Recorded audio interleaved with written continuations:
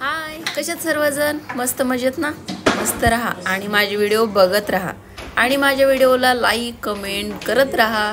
जर कोणी नवीन असेल तर माझ्या चॅनलला सबस्क्राईब करायला विसरू नका. मी ना आज मुंबईकडे आले आहे. आम्हाला ना घरात बसून बोर झालं होतं, तर माझी बहीण म्हणाली चल एका प्राचीन शिवमंदिरात जाऊया. तर मग आम्ही सर्वजण निघालो ठाणे जिल्ह्यातील अंबरनाथ मंदिराकडे.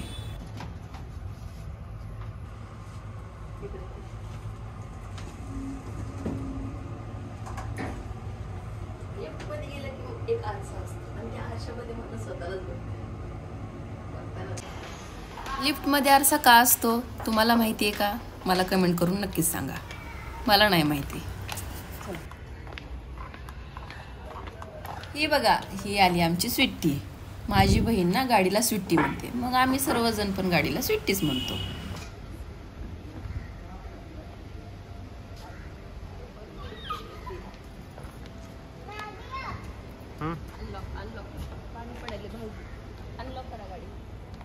माझ्या मुलाला ना एवढी सवय झाली आहे ना आता व्हिडिओची, तो पण आता ब्लॉगमध्ये बोलायला तयार असतो आणि तो ना सगळ्यांना सांगत फिरतो गल्लीमध्ये आम्ही कुठे चाललोय, आम्ही कुठे चाललोय.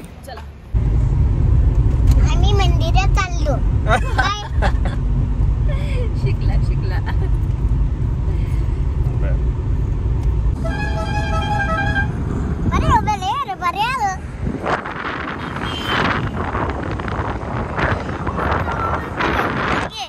माणसाला ना अशा काही सवयी असतात की प्रवास करताना बाहेर डोकावून पाहणे, दुकानावरच्या पाट्या वाचणे. माझी पण तशीच सवय आहे. आणि मला दिसलं काय, चड्डी ढाबा. आता तुम्हीच सांगा कसं जेवण करायचं या ढाब्यात. अरे देवा, जाऊ द्या, तो गमतीचा भाग आहे.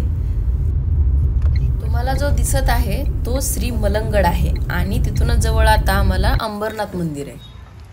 आम्ही पोहोचलो मंदिराजवळ. इथे पोहोचताच माझ्या बाळाला एक झेंडा दिसला आहे. छत्रपती शिवाजी महाराज की जय. तर आपण आता मंदिराविषयी थोडीशी माहिती जाणून घेऊया. जेवढी माहिती मला आहे तेवढी माहिती मी देण्याचा प्रयत्न करेन. तसे भारतामध्ये 12 ज्योतिर्लिंग आहेत आणि हे मंदिर तेवढेच जुने आहे. 12 ज्योतिर्लिंग आहे तेवढेच. शिलाहार राज्यघराण्यातील मामवानी राज्याच्या काळात इसवी सन 1060 मध्ये हे मंदिर पूर्ण झाल्याचं मंदिरावरील शिलालेखात आढळतो. 218 कलासंपन्न वास्तूपैकी ही एक वास्तू आहे असे युनेस्कोने जाहीर केले आहे.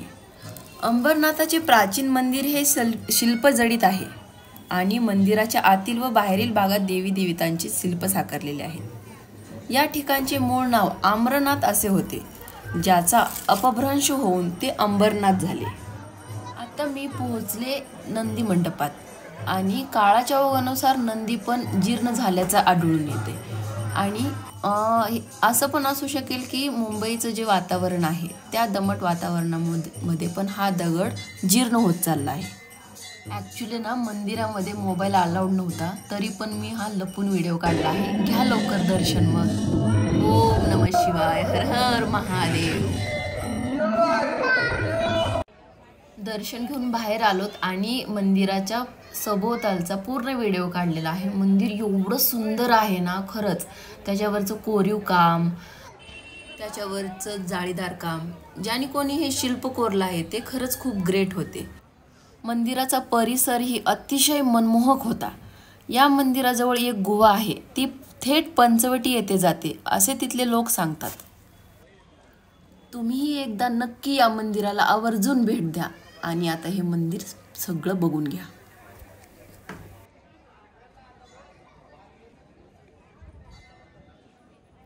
चला तर मग बाय, भेटूया पुढच्या ब्लॉगमध्ये. Thank you for watching.